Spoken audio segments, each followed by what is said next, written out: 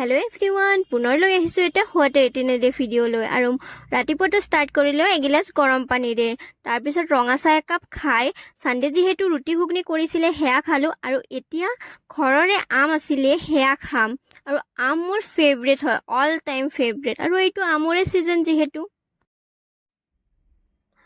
আৰু মায়ে ভাগৱত পাঠ পঢ়াৰ পৰা প্ৰসাদ আনিলে হেয়া খালো তাৰ পিছত চাহ খাই উঠিলো আৰু ঘৰতে ভাত কেৰেলা লাগিছিলে আমাৰ ভণ্টি আৰু মই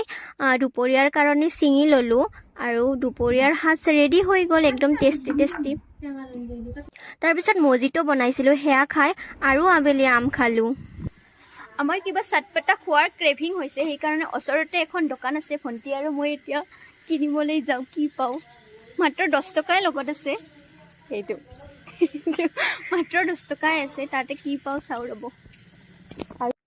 আৰু সন্ধিয়াৰ চাহ কাপ খাই ৰাতিৰ কাৰণে প্ৰিপাৰেচন